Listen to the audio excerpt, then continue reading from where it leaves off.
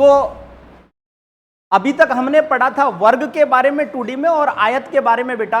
तो आज अपनी नई जो क्लास है उसमें अपन पढ़ रहे हैं वृत्त के बारे में, सर्कल के बारे में। जैसा कि आपको यहाँ डिनोट मैंने कर रखा है सर्कल। आज हम बात करेंगे केवल बेसिक की। इंग्लिश मीडियम वालों के लिए मैं वर्ड्स बोलता रहूंगा धीरे धीरे, तो आप उनको भी समझते रहें, हिंदी को भी समझते रहें। बोथ लैंग्वेज में अपन बात करते हुए चलेंगे और इस क्लास में आज हम बहुत कुछ सीखने का प्रयास करेंगे।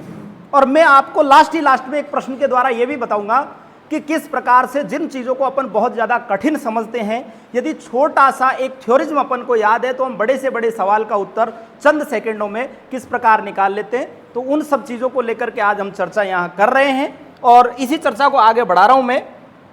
ये आपको पता है, एक आकृति आपको नजर आ रही है, इस आकृति को क्या कहा जाता है? वृत्त कहा जाता है, इसको सर्कल कहा जाता है। इसी आकृति का नाम है वृत्त, सर्कल। मैंने आपको सबसे पहला बिंदु इसमें समझाया था, अभी मैं एक यहाँ चित्र पे समझा रहा हूं, फिर स्लाइड से अपन समझने का प्रयास करेंगे। मैंने आपको क्या कहा था? मैंने आपको यह कहा था बेटा, बिल्कुल वृत्त के बीचों बीच की अपन बात करें, बीचों बीच में एक बिंदु होता है, यहां पर बिल्कुल मिड सेंटर में एक बिंदु होता है, इसे वृत्त का केंद्र कहा जाता है। इंग्लिश वाले इसको सेंटर पॉइंट बोलते हैं, केंद्र बिंदु बोलते हैं। अब इस केंद्र बिंदु से कई सारी बातें निकल करके सामने आती हैं।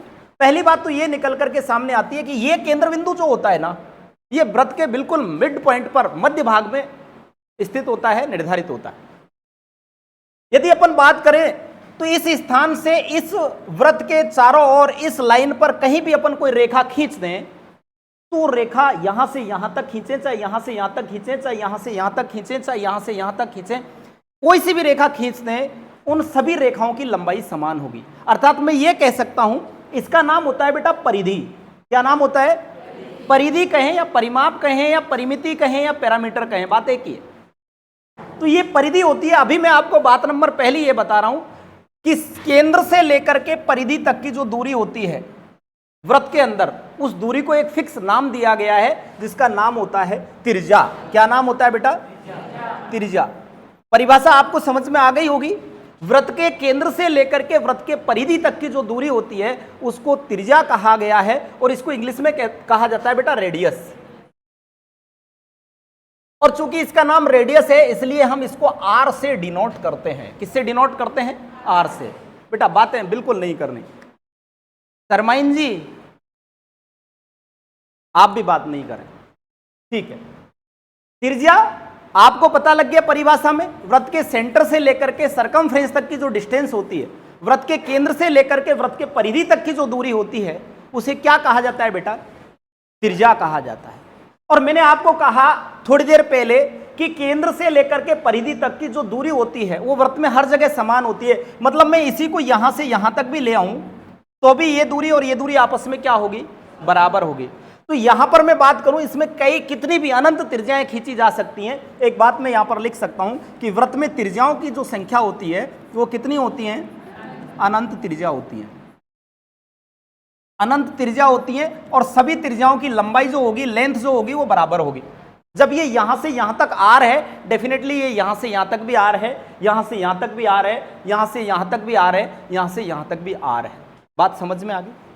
पहली बात मैंने की है त्रिज्या की। अब मैं दूसरी बात कर रहा हूं आपसे। पहली बात त्रिज्या, जिसको आपने आर से डिनोट कर दिया, सेंटर पॉइंट से लेकर के सरकमफ्रेंस तक की जो डिस्टेंस थी उसका नाम क्या था बेटा? त्रिज्या था। अब मैं दूसरी बात कर रहा हूं, पॉइंट नंबर 2 पर आपको लेकर के चलता हूं, जिसका नाम होता है व्यास। क्या नाम होता है बेटा?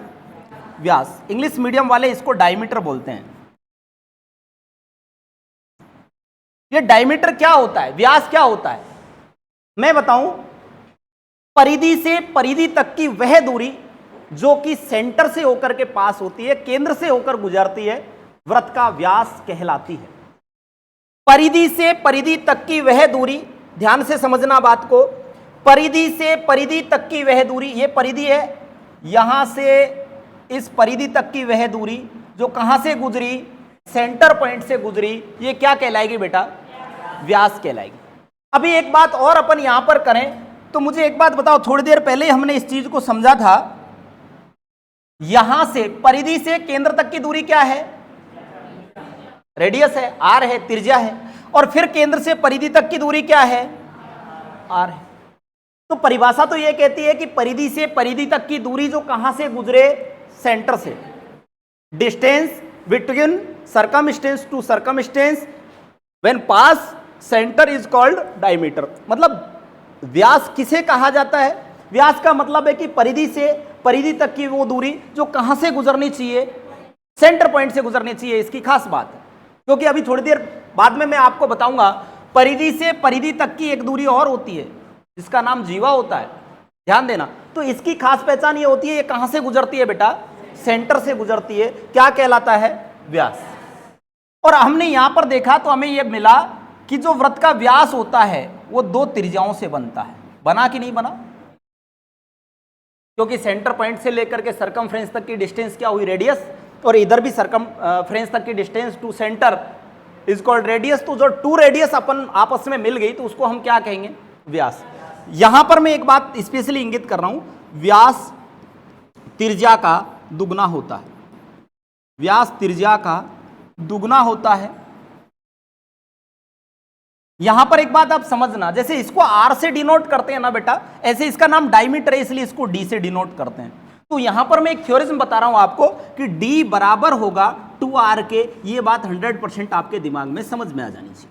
आगे मैं इसी प्रकार का प्रयोग करूंगा तो आपको यही ये बात समझ में आ जानी चाहिए कि d जो डायमीटर है वो बराबर होता है 2 इंटू रेडियस, 2 गुणा त्रिज्या के व्यास बराबर होता है। ये बात आपको समझ में आ जानी चाहिए। आगे एक बात और कर लेता हूं मैं व्यास की। मुझे बताइए एक वृत्त में कितने व्यास होते हैं, अनंत होते हैं। भाई कहीं से भी पासेज कर दो आप, यहां से लेकर के सेंटर से गुजरना चाहिए बस, यहां तक, यहां से लेकर यहां तक, यहां से लेकर यहां तक, सेंटर से गुजरना चाहिए, क्या कहलाएगा, व्यास कहलाएगा। बात समझ में आ गई। चलिए तीसरी चीज पे मैं और फोर्स कर रहा हूं अभी आपको, थोड़ा सा उस पर भी आपको ध्यान देना है। अभी मैंने कहा था परिधि से परिधि तक की दूरी जो कहां से गुजर रही थी, सेंटर पॉइंट से, क्या कहला रही थी, व्यास कहला रही थी। नंबर 3 पर मैं ले रहा हूं जिसका नाम है जीवा, जिसको क्रॉड कहा जाता है, क्रॉड। जीवा होती है परिधि से परिधि तक की दूरी, लेकिन जरूरी नहीं कि वो सेंटर पॉइंट से गुजरे, गुजर भी सकती है, नहीं भी गुजर सकती। तो यहां पर मैं बात करूं जीवा की, तो जीवा परिधि से परिधि तक की दूरी होती है, लेकिन जरूरी नहीं कि वो सेंटर पॉइंट से गुजरे, ये यहां से यहां तक भी गुजर सकती है। परिधि से परिधि तक की दूरी, परिधि से परिधि तक की दूरी आपने यहां से गुजार दिया, परिधि से परिधि तक की दूरी, परिधि से परिधि तक की दूरी, ये क्या कहलाती है बेटा, जीवा कहलाती है। ये इधर से भी आप गुजार सकते हैं, इधर से भी आप गुजार सकते हैं, कोई फर्क नहीं पड़ रहा है, जीवा कहलाती है। ठीक है, यहां पर यदि मैं बात करूं जीवा की तो आपको समझ में आ गया होगा, परिधि से परिधि तक की दूरी जो कहां से गुजरती है, कहीं से भी गुजरती है, जरूरी नहीं। अब मान लीजिए इसी जीवा को मैं यहां से गुजार दूं मिड पॉइंट से, तो इसका नाम क्या हो जाता है, व्यास। तो यहां पर एक बात जो एक्स्ट्रा आती है वो यही आती है कि वृत्त की सबसे बड़ी जीवा, सबसे बड़ी यही होगी, देखो यहां से एक्सटेंड होते हुए जाएंगे, बिल्कुल जो सेंटर पॉइंट से गुजरेगी वो सबसे बड़ी होगी, उसके बाद में वापस धीरे धीरे आएंगे, छोटी होती जाएगी, इधर भी आएंगे, छोटी होती जाएगी, सेंटर पॉइंट से गुजरेगी वो सबसे बड़ी होगी। तो वृत्त की सबसे बड़ी जीवा जो होगी वो व्यास ही होगी। सबसे बड़ी जीवा कौन सी होगी बेटा, व्यास होगी। ठीक है, बात समझ में आ गई। चलिए थोड़ा सा और आगे बढ़ते हैं। हमने त्रिज्या को देख लिया, हमने व्यास को देख लिया, हमने जीवा को देख लिया और हमने केंद्र को देख लिया। अब इसके बाद में हम थोड़ी सी आगे बात करें तो पॉइंट नंबर 4 पर मैं एक बात करता हूं जिसका नाम है त्रिज्याखंड। क्या नाम है बेटा, त्रिज्याखंड, जिसको बोला जाता है सेक्टर। क्या बोला जाता है, सेक्टर, त्रिज्याखंड। जब हम सेक्टर की बात करें बेटा तो थोड़ा सा समझना, यहां पर सेक्टर किसे कहा जाता है।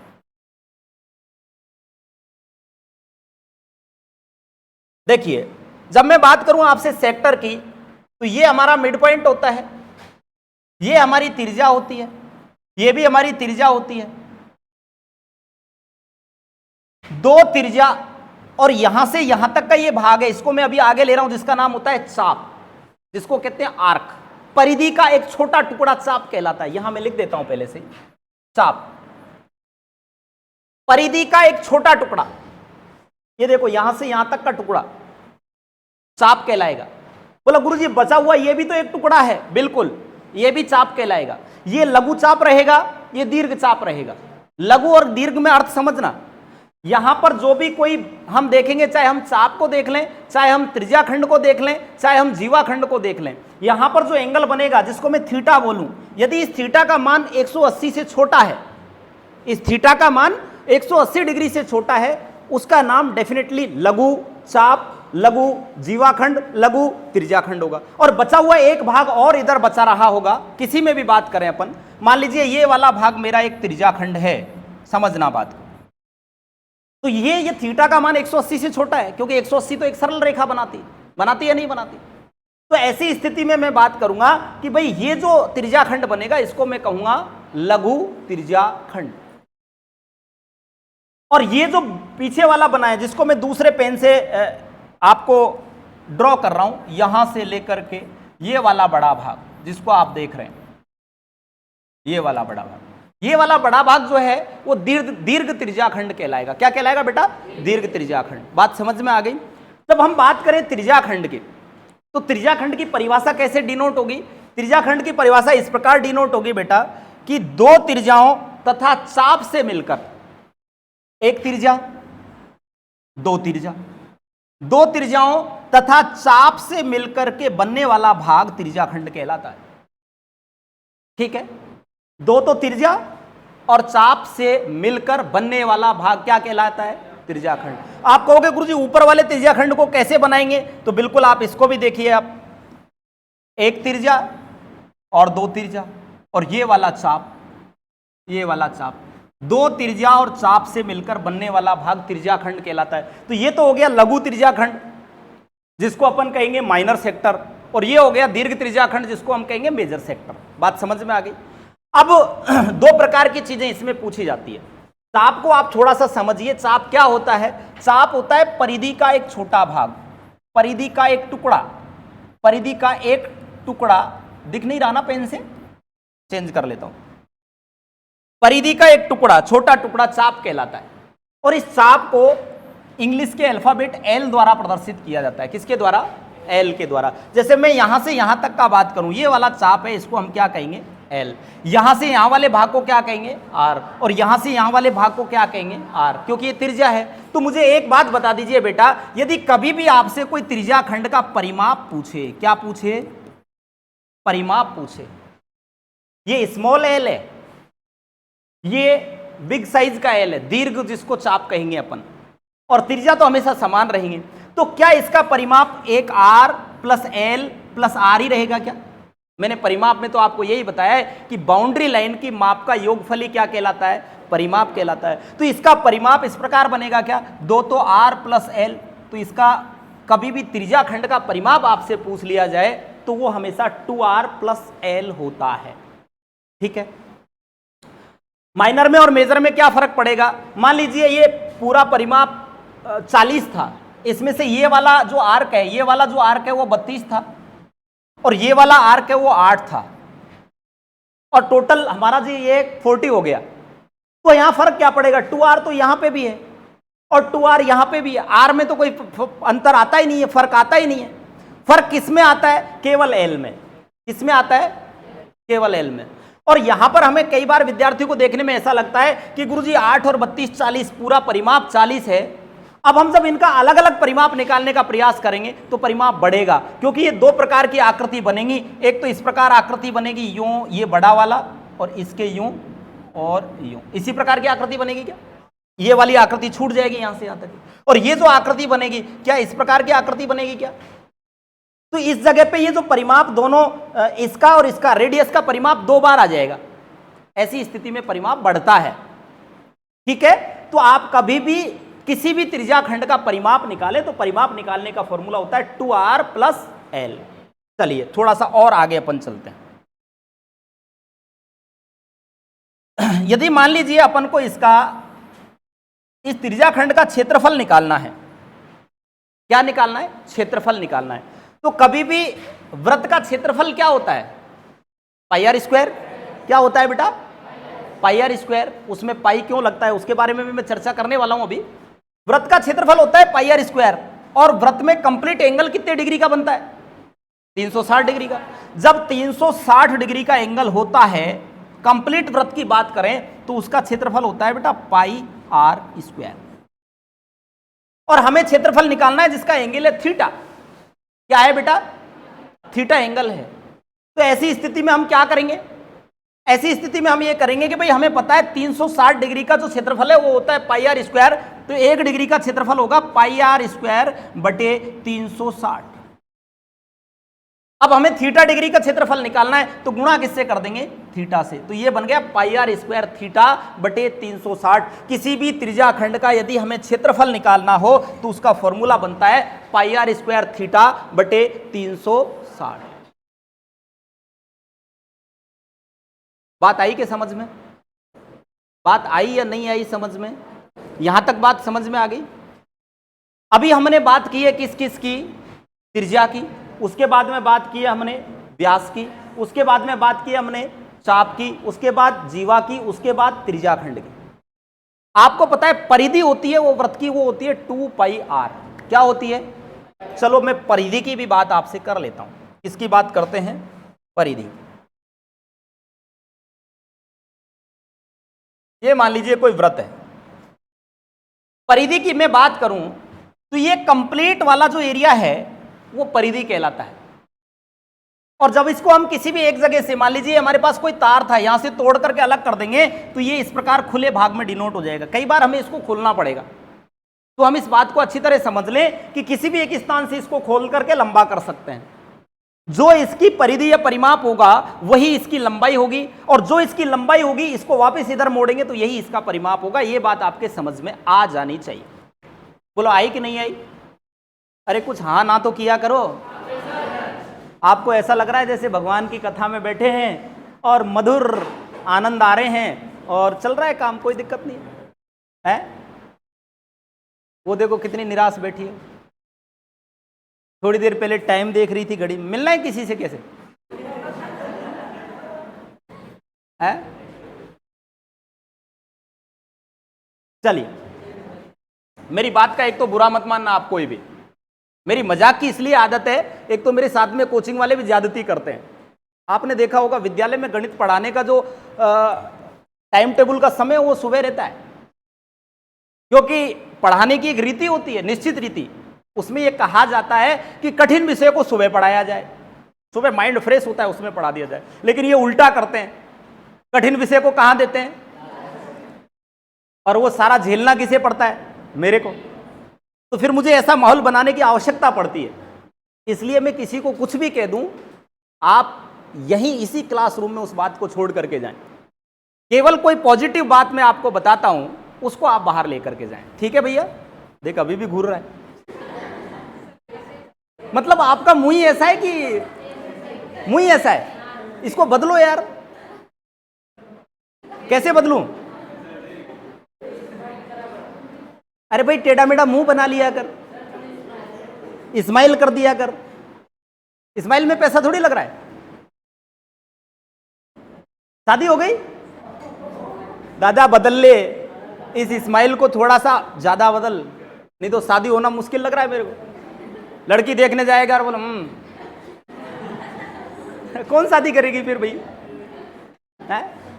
चलो वापिस आ जाओ इधर। थोड़ा सा अपन अच्छा पॉइंट समझने का प्रयास कर रहे हैं, इसलिए आपको वापस उसी दोहरामे में लाने का प्रयास करता हूं। अभी बात खत्म, हंसी मजाक खत्म, तुरंत हम उसी धारा में आ जाए जिस धारा में चल रहे थे। हम बात कर रहे थे परिधि की। परिधि के बारे में मैंने ये कहा कि ये कंप्लीट जो सर्कल होता है, इसका बाहरी पार्ट जो होता है उसको परिधि का नाम दिया जाता है। और वृत्त की परिधि होती है 2 पाई आर। क्या होती है? 2 पाई आर। ये पाई बीच में क्यों लिया गया? बात समझना। पाई जो होता है ना, ये वृत्त की परिधि और व्यास का अनुपात होता है बेटा। कभी कोई पूछ ले तो आपको यह बात याद रहनी चाहिए। इसको एक एग्जांपल से मैं आपको समझाने का प्रयास कर रहा हूं। आपको दोनों फॉर्मूले आते हैं। एक वृत्त की परिधि होती है 2 पाई आर, होती है ना। जैसे मैंने कहा, मान लीजिए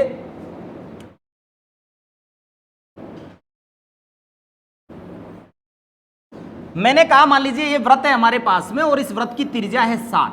क्या है? 7। तो मुझे एक बात बताओ, पहले तो ये बताओ पाई का मान कितना होता है। अब इसको थोड़ा सा और खोल लें अपन, 3.1419 यही होगा ना? हाँ 141 तक याद कर लो आप, चलो कोई बात नहीं, 2-3 अंकों तक यही होता है ना। मैं आपसे क्या कह रहा हूं, ये पाई का जो मान है, ये पाई एक नियतांक है जिसको हमारे महान गणितज्ञ आर्यभट्ट ने सुझाया था। इसके बारे में कई सारी बातें मैं कर सकता हूं, लेकिन हाल फिलहाल अभी आवश्यकता अपन को नहीं है। आपको ये बात याद रखनी है कि पाई एक नियतांक है, एक फिक्स की हुई चीज है, जिसका मतलब होता है वृत्त की परिधि और व्यास का अनुपात, इसी को पाई बोला जाता है।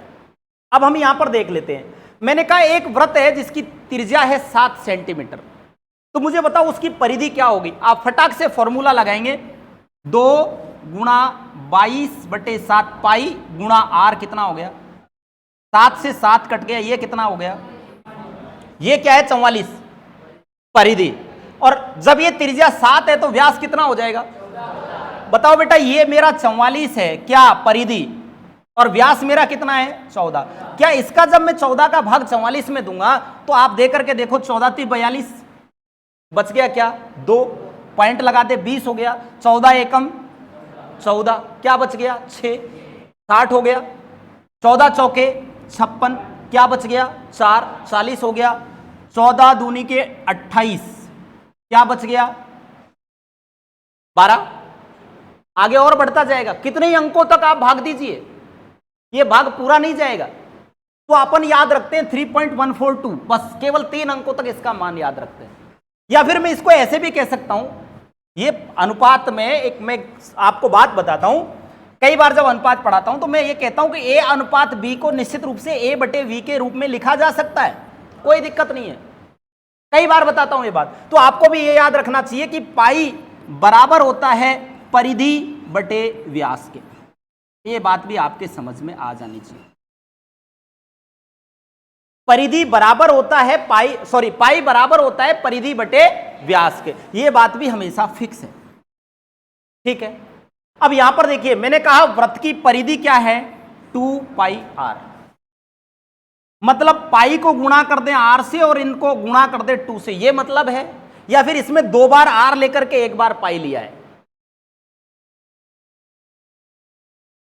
ये मैं कई बार सवाल पूछता हूं तो बच्चे कंफ्यूज होते हैं, मैं पाई बराबर परिधि अनुपात व्यास कहूं या परिधि गुणा व्यास कहूं या परिधि बटे व्यास कहूं, क्या सही हो सकता है। तो आप देखिए, ये जो ये आर है ना, यहां पर ये 2 बार लिया गया है।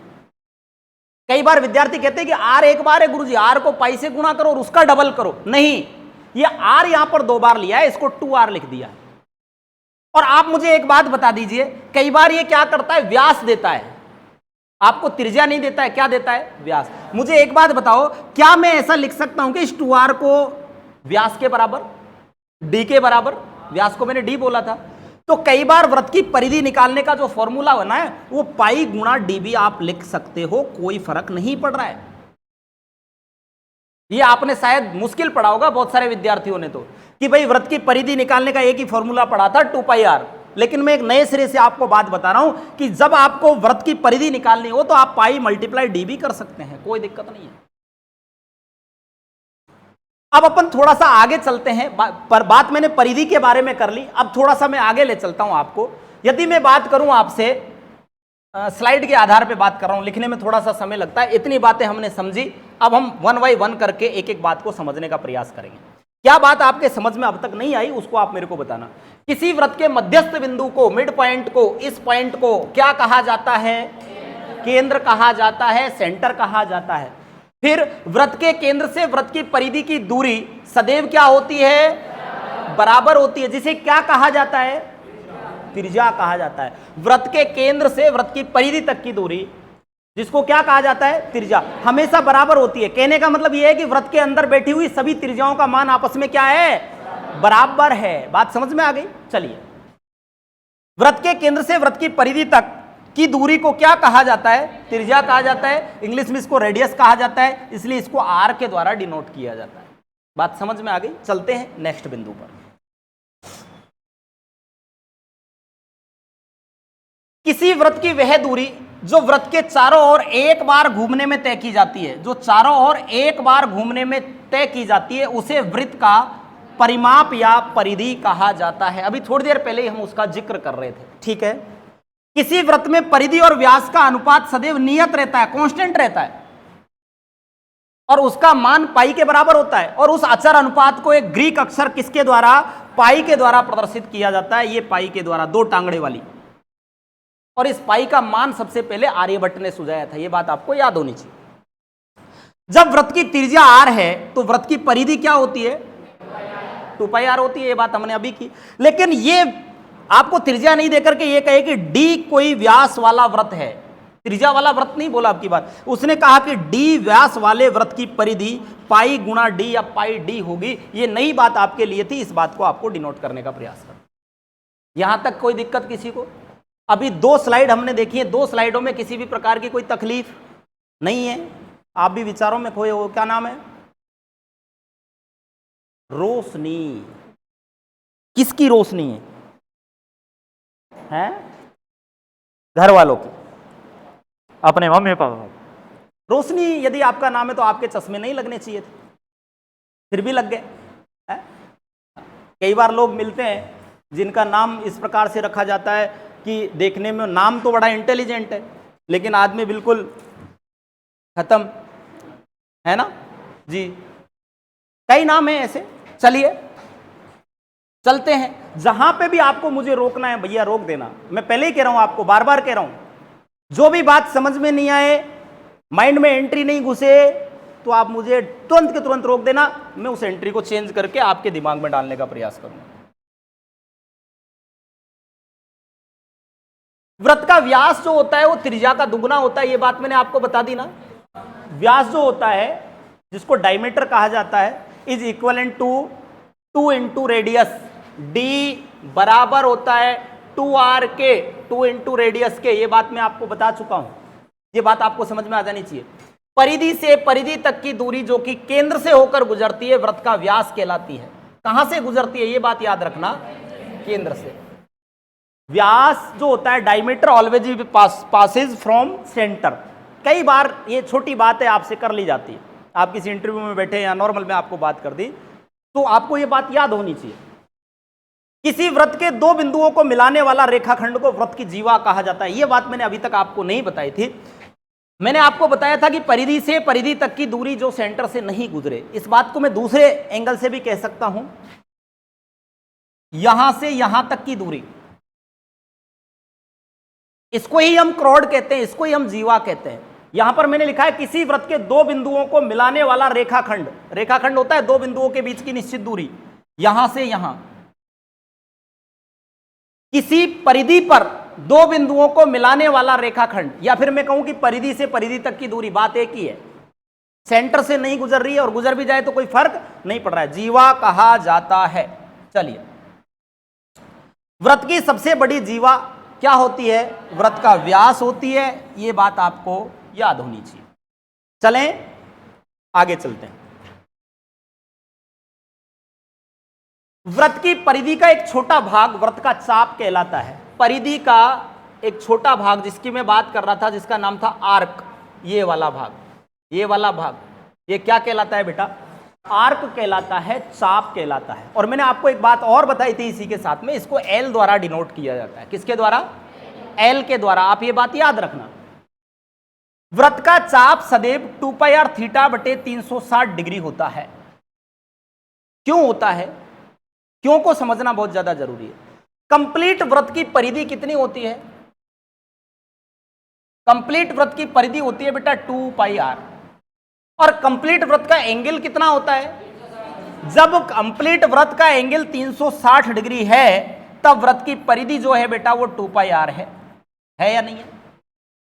यदि मान लीजिए वृत्त का एंगल 1 डिग्री का है तो हमारा जो इसकी परिधि बनेगी वो बनेगी 2 पाई आर बटे 360।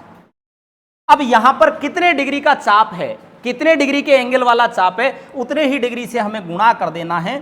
तो ये हमारा चाप निकालने का एक फॉर्मूला निकल करके सामने आता है। बागड़ा जी यार क्लास में हूं अभी, तो मैं फ्री होके करूं बात? Okay okay. वृत्त का चाप सदैव 2 पाई आर थीटा बटे 360 डिग्री होता है। ये बात आपको समझ में आ जानी चाहिए। क्यों होता है? क्योंकि 2 पाई आर होती है कंप्लीट वृत्त की परिधि। कंप्लीट वृत्त के लिए 2 पाई आर, तो हम बात करें 1 डिग्री के लिए 2 पाई आर बटे 360, तो हमारा ये कितने डिग्री के सामने वाला चाप। एक बात मुझे बता दीजिए, छोटा सा सवाल आपसे करूंगा। मान लीजिए बेटा ये मेरा अर्धवृत्त है। क्या है? अर्धवृत्त, ये वाला नीचे वाला। इसके सामने ये जो चाप बनेगा, इसका फॉर्मूला क्या बनेगा?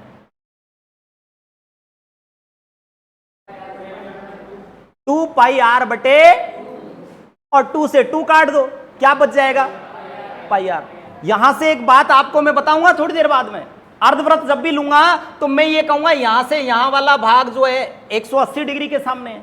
360 का 2 पाई आर होता है और 360 का आधा 180 होता है या नहीं होता है? तो 2 पाई आर का आधा 1 पाई आर, 1 पाई आर तो वो। और जब मैं इसी स्थिति में आपसे केवल अर्धवृत्त लेकर के बात करूंगा, क्या लेकर के बात करूंगा? अर्धवृत्त लेकर के बात करूंगा, तो आप यूं कहोगे गुरुजी यहां से यहां तक ये आर है, यहां से यहां तक ये आर है, और ये 2 पाई आर का आधा मतलब केवल पाई आर है। तो इस अर्धवृत्त का परिमाप क्या 2r प्लस पाई आर होगा? क्या आप कहोगे यस गुरुजी होगा। आर को हम कॉमन ले लें तो 2 प्लस पाई, यही अर्धवृत्त का परिमाप होता है। क्या आप कहोगे यस? बात आपको यहां भी समझ में आ जानी चाहिए। मैंने कहा है जब हमारे कंप्लीट सर्कल की बात करें तो उसका जो एंगल बनता है वो बनता है 360 डिग्री, और 360 डिग्री एंगल बनता है जब वृत्त की परिधि होती है 2 पाई आर। तो 1 डिग्री पे होगी तो 2 पाई आर बटे 360, जिसके सामने जितना बड़ा एंगल उसी से हमारे चाप का निर्धारण होगा कि चाप की लंबाई कितनी है।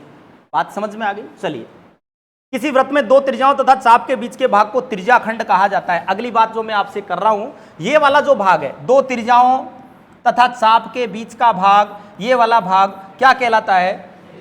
त्रिज्याखंड।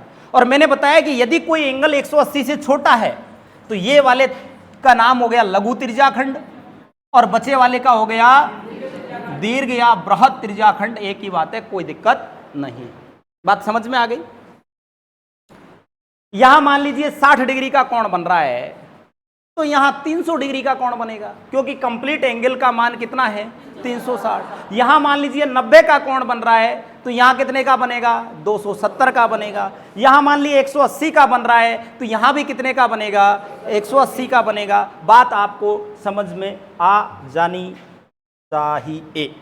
चलिए नेक्स्ट। किसी त्रिज्याखंड का क्षेत्रफल पाई आर स्क्वायर थीटा बटे 360 होता है। किसी त्रिज्याखंड का क्षेत्रफल पाई आर स्क्वायर थीटा बटे 360 डिग्री होता है। एक चीज मैं वहां पर पीछे भी आपको बताइए, देखिए एक बार, जब मैं बात कर रहा था यहां पर ये त्रिज्याखंड होता है, और मैंने यहां पर बात की आपसे चाप की। किसी भी चाप की लंबाई हमें निकालनी है तो वो 2 पाई आर थीटा बटे 360 होगी, और किसी त्रिज्याखंड का क्षेत्रफल हमें निकालना है तो वो पाई आर स्क्वायर थीटा बटे 360 होगा। क्यों होगा? क्योंकि कंप्लीट यदि अपन बात करें सर्कल की तो उसका क्षेत्रफल होता है पाई आर स्क्वायर। कंप्लीट वृत्त का क्षेत्रफल क्या होता है? पाई आर स्क्वायर। यही होता है ना? कब होता है? जब एंगल 360 डिग्री का हो, तब ये होता है। यदि एंगल 1 डिग्री का है तो पाई आर स्क्वायर बटे 360, और जब एंगल थीटा डिग्री का है तो पाई आर स्क्वायर थीटा बटे 360 डिग्री से हम त्रिज्याखंड का क्षेत्रफल निकालते हैं। ओके। किसी त्रिज्याखंड का परिमाप 2r प्लस l होता है। समझिए, मैंने आपको बताया था कि भैया ये त्रिज्याखंड होता है, ये वाला भाग। इस भाग को हम क्या कहते हैं? इस भाग को हम यहां से यहां तक क्या कहते हैं? और यहां से यहां तक 1r 2r, 2r plus 1l और जोड़ दीजिए तो 2r प्लस l होता है किसका? त्रिज्याखंड का परिमाप। बात समझ में आ गई? हाँ या ना? समझ में आ रही है सबको? ऐसा कोई व्यक्ति है क्या जिसको समझ में नहीं आ रही? सबको आ रही है? चलिए, किसी वृत्त में 2 त्रिज्याखंड बनते हैं। थोड़ी देर पहले ही मैं बता रहा था आपको। पहला त्रिज्याखंड 180 डिग्री से छोटा होगा और एक त्रिज्याखंड 180 डिग्री से बड़ा होगा। जो छोटा होगा उसे लघु त्रिज्याखंड कहा जाएगा और बड़ा होगा उसे दीर्घ। तो सर दोनों के फॉर्मूले भी अलग अलग है क्या? नहीं, बड़ा होगा तो थीटा का मान बड़ा आ जाएगा, छोटा होगा तो थीटा का मान छोटा आ जाएगा। चलिए, किसी वृत्त में जीवा और चाप के बीच का भाग, ये बात बहुत अच्छी बात है, सेगमेंट कहलाता है, वृत्तखंड कहलाता है। किसी वृत्त में जीवा और चाप के बीच का भाग, किसी वृत्त में जीवा और चाप के बीच का भाग, जीवा और चाप के बीच का भाग, बताओ मुझे जीवा कहां होती है? यहां से यहां तक। और चाप कहां होता है? आप कहोगे गुरुजी यहां से यहां तक। जीवा और चाप के बीच का भाग,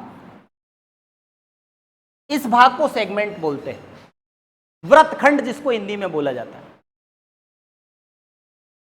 ये जीवा है और ये चाप है, जीवा और चाप के बीच का भाग क्या कहलाएगा बेटा? वृत्तखंड या सेगमेंट कहलाता है। बात समझ में आ गई? वृत्तखंड का क्षेत्रफल, यदि मान लीजिए मुझे इस वृत्तखंड का क्षेत्रफल निकालना है तो कैसे निकालूंगा? थोड़ा सा ध्यान देना, आप यहां पर समझने का प्रयास करना। मान लीजिए मुझे केवल इस रेड वाले का क्षेत्रफल निकालना है, क्योंकि इसी को वृत्तखंड कहा जाता है। तो मैं क्या करूंगा? एक मिड पॉइंट ढूंढूंगा। इस मिड पॉइंट से लेकर के सरकमफ्रेंस तक की दूरी क्या कहलाती है? रेडियस, त्रिज्या कहलाती है। मिड पॉइंट से सरकमफ्रेंस तक की दूरी क्या कहलाती है?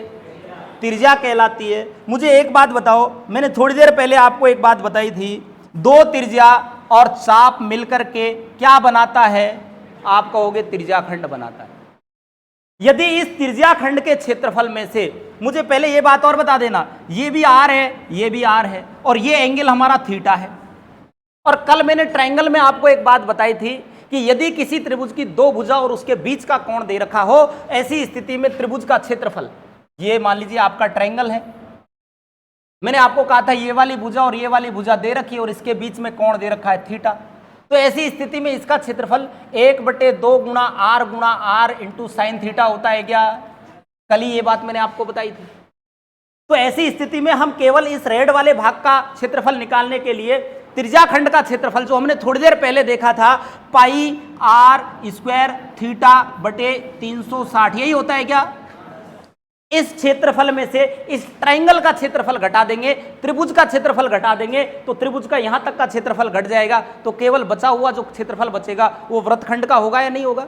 और ट्रायंगल का क्षेत्रफल हम निकालते हैं 1/2 इंटू दोनों भुजाओं का गुणनफल, जरूरी नहीं वो बराबर हो, अभी वृत्त पढ़ रहे हैं तो बराबर होंगी, बाकी स्थिति में अलग अलग भी हो सकती हैं। तो यहां पर लिखेंगे इंटू ए बी लिख दो, एम एन लिख दो, बी बी लिख दो, बीबी से तो खुश हो रहे कुछ लोग, कुछ भी लिख दो, दोनों भुजाएं हैं उनका मतलब, इधर वाली भुजा और इधर वाली भुजा, और उनके बीच का जो कोण होगा उसमें साइन की वैल्यू लेनी होती है, साइन थीटा। तो मैं अभी यहां पर लिख देता हूं 1/2 आर स्क्वायर साइन थीटा। क्या इसी से जीवाखंड का, सॉरी वृत्तखंड का क्षेत्रफल निकलेगा? क्या निकलेगा या नहीं निकलेगा? तो वृत्तखंड का क्षेत्रफल हमेशा जो होता है वो त्रिज्याखंड के क्षेत्रफल में से त्रिभुज का क्षेत्रफल घटा करके प्राप्त किया जाता है।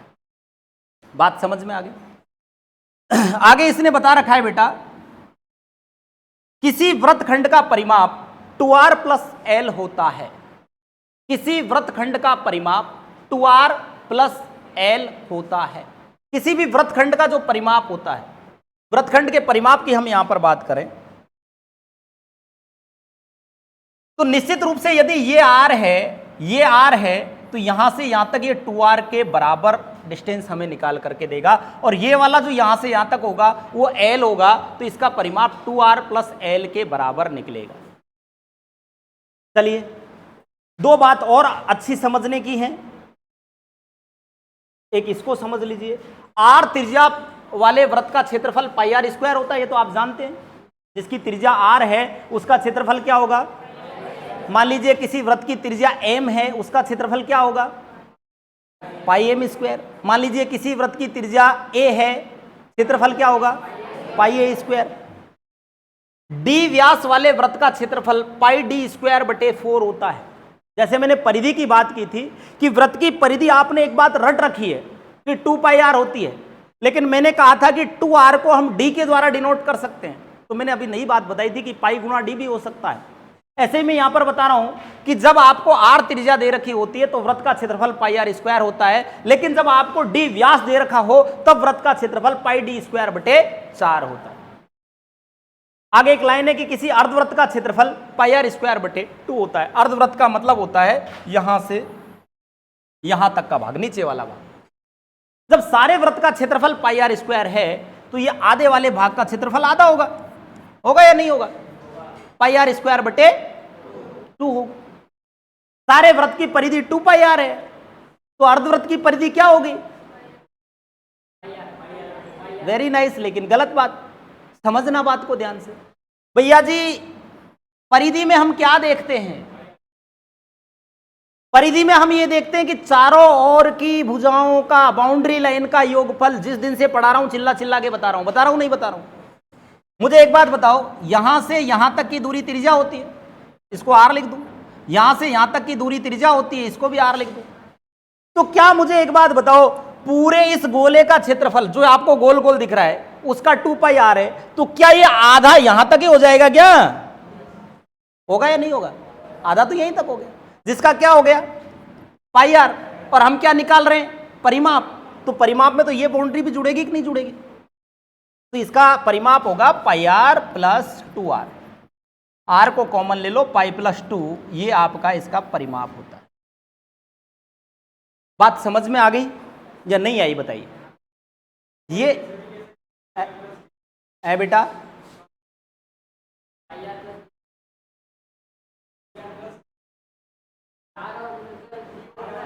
बिल्कुल कोई दिक्कत नहीं है। पाई आर प्लस डी ऑबिशियस कह सकते हैं।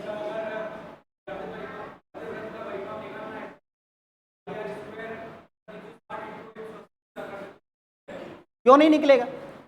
क्योंकि 180 डिग्री का एंगल बनेगा, ये 180 डिग्री का एंगल बनेगा। इसका क्षेत्रफल आपको वैसे निकालना हो 1/2 इंटू आर इंटू साइन। अब 180 की वैल्यू नहीं आएगी, 180 की वैल्यू नहीं आएगी, आपको 90-90 के पोर्शन में निकालना पड़ेगा। एक एग्जांपल से समझाऊं क्या? नहीं, समझ लीजिए, ये देख लीजिए। मैं कह रहा हूं कि ये कोई मेरे पास में एक वृत्त है जिसकी त्रिज्या है 7 सेंटीमीटर, 7 सेंटीमीटर, ठीक है। मुझे बताओ इसका क्षेत्रफल क्या होगा? तो आप कहेंगे गुरुजी इसका क्षेत्रफल होगा पाई आर स्क्वायर, यही होगा ना, 22/7 इंटू 7 इंटू 7, 7 से 7 कट के 22×7 154, होगा या नहीं होगा? अब मैं आपसे कहूं कि बिल्कुल ये मेरा मिड पॉइंट था, एक पार्टीशन मैंने यहां से यहां तक कर दिया, इस वाले भाग का क्षेत्रफल कितना होगा और इस वाले भाग का क्षेत्रफल कितना होगा? तो आप कहोगे ये इधर आधा ये इधर आधा, तो इसमें 2 का भाग दे दीजिए, 2×7 14, बच गया 1, 2×7 14। बोला गुरुजी ये भी 77 है और ये भी 77। अब की बार मैंने क्या कर दिया, इसके और कोटेशन कर दिया बीच में से, 4 भाग हो गए। अब आप कहोगे नहीं गुरुजी यहां 154 में 4 का भाग नहीं दूंगा मैं, आप मुझे ये बता दीजिए ये 90 डिग्री है। ट्रायंगल के रूल से मुझे समझाने का प्रयास करिए कि ट्रायंगल से इसका एरिया कैसे निकलेगा। तो ट्रायंगल में ये यहां से यहां तक की डिस्टेंस आर है क्या, और यहां से यहां तक भी आर है क्या, और बीच में एंगल कितने डिग्री का? 90 डिग्री का। तो मैंने आपको बता रखा है कि किसी भी त्रिभुज में जब 2 भुजा दे रखी हो, क्या दे रखी हो? 2 भुजा दे रखी हो और उनके बीच का एंगल दे रखा हो, तो ऐसी स्थिति में उसका हमें क्षेत्रफल निकालने का फॉर्मूला क्या करना होता है। लेकिन ये थोड़ा सा ध्यान रखना, अभी ये ट्रायंगल नहीं बन रहा है, इसको ये ट्रायंगल यूं बनाना पड़ेगा, ये वाला आप ध्यान रख लेना। ये वाला पोर्शन का भी कई बार क्षेत्रफल पूछा गया है, तो हम क्या करते हैं इसके, अभी मान लो मैं आपसे यूं पूछ लूं कि ये वाले भाग का क्षेत्रफल बताओ मुझे, तो आप कहोगे गुरुजी इसमें 154 में 4 का भाग दे देते हैं, तो ये 4 पोर्शन बराबर निकल करके बाहर आते हैं। एक स्थिति ऐसी बनती है क्वाड्रिलेटरल जैसे। यहां पर ये राइट एंगल ट्रायंगल बन गया, क्या बना या नहीं बना? इसका आधार भी आर, ये भी आर, तो यहां पर इसीलिए मैंने पहले भी बताया कि ये आकृति जो बनेगी वो वर्ग बनेगी। ये आर, समझना बात को ध्यान से, मैंने वर्ग में आपको समझा है, ये 10 ये 10 ये 10 ये 10, तो इसका जो डायगोनल बनता है वो 10√2 बनता है। मैं कहूं ये आर ये आर ये आर ये आर, तो यहां पर जो डायगोनल बनेगा वो r√2 बनेगा। बनेगा या नहीं बनेगा? बोलिए बनेगा या नहीं बनेगा? तो यहां पर जो हमारा ये लाइन जो बनेगी, ये लाइन बनेगी r√2, आप निकाल करके भी देख लेना भली। ऐसी स्थिति में अब इसमें अपन राइट एंगल ट्रायंगल के एरिया के हिसाब से एरिया निकालना है, और 4 का भाग देंगे तो पूरे का निकलेगा, तो उसमें से आप ट्रायंगल का घटा दें, ये बच जाएगा। आप किसी भी तरीके से मेंसुरेशन में काम करेंगे, केवल आपको अपनी पावर ऑफ थिंकिंग के आधार पे काम करना है। अब एक थोड़ा सा मैं आपके लिए मुश्किल भरा सवाल आपको दे रहा हूं, आप प्रयास करना कि उस सवाल को यहीं और इसी वक्त करके मेरे को बताएं।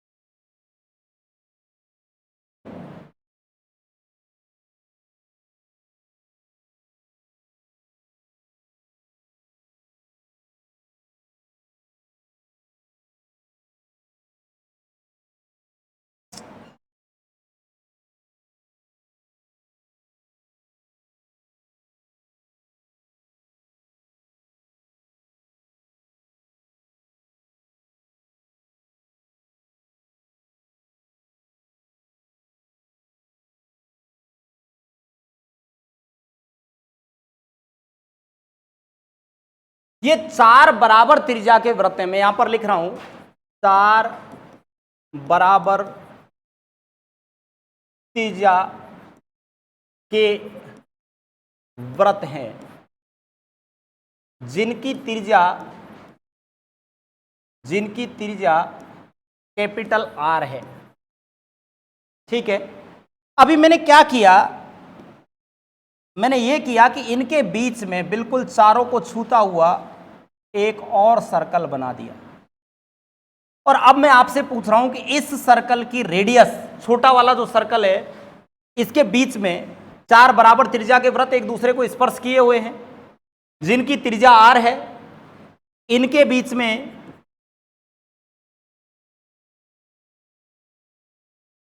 एक छोटा वृत्त बना दिया गया, छोटा वृत्त बना दिया गया जो भी चारों वृत्तों को, बड़े वृत्तों को छूता हुआ है। ये बात मैं यहां नहीं लिख रहा हूं, पर अंडरस्टूड है कि चारों को छूता हुआ है। छोटे वृत्त की त्रिज्या बताओ,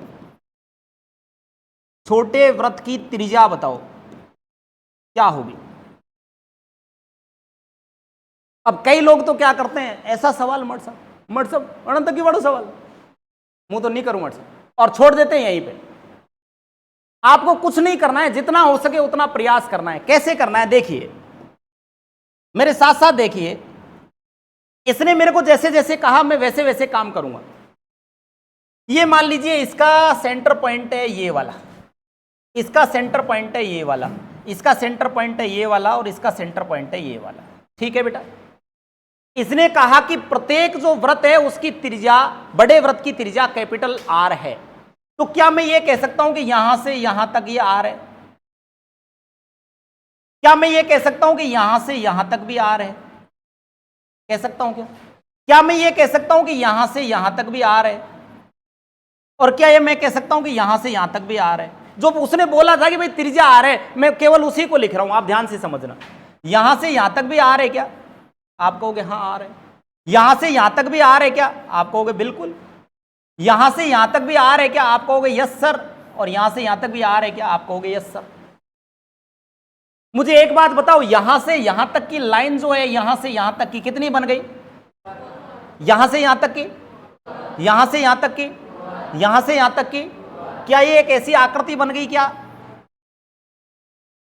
जिसकी प्रत्येक भुजा 2r है? मैंने आपको वर्ग में क्या समझाया था कि यदि मान लीजिए ये वाली कोई भुजा हमारी 10 है, तो ये वाली यहां से यहां तक जो विकर्ण है वो कितना होगा? 10√2। कितना होगा बेटा? तो मुझे एक बात बताओ, ये यदि यहां से यहां तक 2r है, तो आप मुझे समझाने का प्रयास करना इस बात को, क्या यहां से यहां तक 2r√2 रहेगी क्या?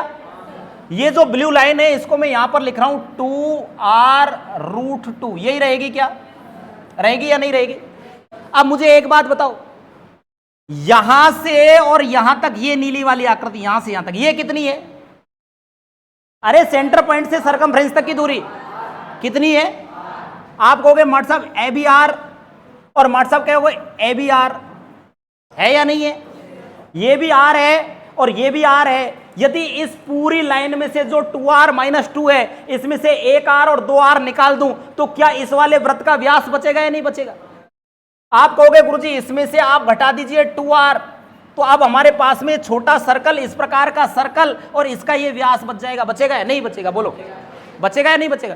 घटाते हैं, यहां से 2r कॉमन ले लेते हैं, यहां तो क्या बच गया? √2 - 1, यही बचा या नहीं बचा? बचा या नहीं बचा? बच गया ना। अब ऐसी स्थिति में मुझे बात बताओ, ये जो छोटा वाला सर्कल हमारा बना है, इसका ये व्यास है, लेकिन हमसे व्यास नहीं पूछ करके क्या पूछ रहा है? त्रिज्या पूछ रहा है। तो त्रिज्या क्या व्यास की आधी होती है क्या? तो हम क्या करें, इसमें 2 का भाग दे दें क्या? 2 से 2 काट दिया, आपका आंसर आ जाएगा r√2 - 1। और ऐसा सवाल और ऐसे ऑप्शन जब हमें नजर आते हैं ना, हम ऑब्वियस उस सवाल को छोड़ देते हैं। निश्चित रूप से 99% विद्यार्थी मेरी क्लास के इस सवाल को छोड़ते थे, लेकिन अब नहीं छोड़ेंगे। देखने में भयानक लगता है, लेकिन यदि हम छोटे छोटे पॉइंटों को, और कुछ नहीं है इसमें, 3 पॉइंट काम कर रहे हैं। एक तो हमें यह पता लगे ये वर्ग है, वर्ग का विकर्ण √2 गुना होता है। और दूसरी बात हमारी काम कर रही है, सेंटर पॉइंट से लेकर के सरकमफ्रेंस तक की दूरी को हम आर कहते हैं। आर हर जगह बराबर होती है, तो यहां से यहां तक बराबर हो गई। एक फिर यहां से सर्कल निकल के आ गया, इसने हमें यह बताया कि व्यास की आधी त्रिज्या होती है। और हमने क्या किया बताओ, इसके अलावा कोई फॉर्मूला लगाया क्या? तो इसी प्रकार से कई सारे सवाल मैं आपके सामने कल लेकर के आऊंगा। एक एग्जाम्पल मैंने यहां पर दिया है, मैं एक एग्जाम्पल और आपको बताने का प्रयास करता हूं। इस प्रकार का एक एग्जाम्पल रहेगा। एक व्यक्ति के पास में यह त्रिकोणाकार एक खेत है, और इस खेत के तीनों कोने पर उसने 3 गाय बांध रखी हैं। क्या कर रखी हैं? गाय बांध रखी हैं, जो कि 7 मीटर लंबी रस्सी से बंधी हुई है। कितने मीटर से? ये गाय भी 7 मीटर लंबी रस्सी से बंधी हुई है। तो 7 मीटर लंबी रस्सी से बंधी हुई है, तो इसकी रस्सी यूं यूं यूं यूं घूम करके ये इतना इतना घास खाएगी या नहीं खाएगी? ये वाली भी इतना घास खाएगी या नहीं खाएगी?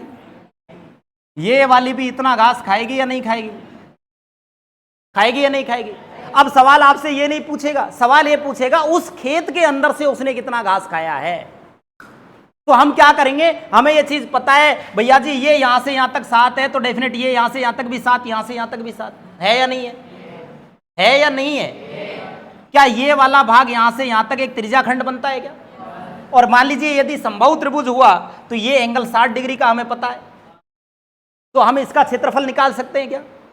सेम हम इसका क्षेत्रफल निकाल सकते हैं क्या? सेम हम इसका क्षेत्रफल निकाल सकते हैं क्या? आप कहोगे निश्चित निकाल सकते हैं। तीनों क्षेत्रफलों को जोड़ देना, ट्रायंगल भाग से कितना उसने खेत में से कितना घास खाया आपको पता लग जाएगा। केवल सोचने वाली बात। तो जिस ले में आप लोग मेरे को सुन रहे हो, सर बंद कर देना।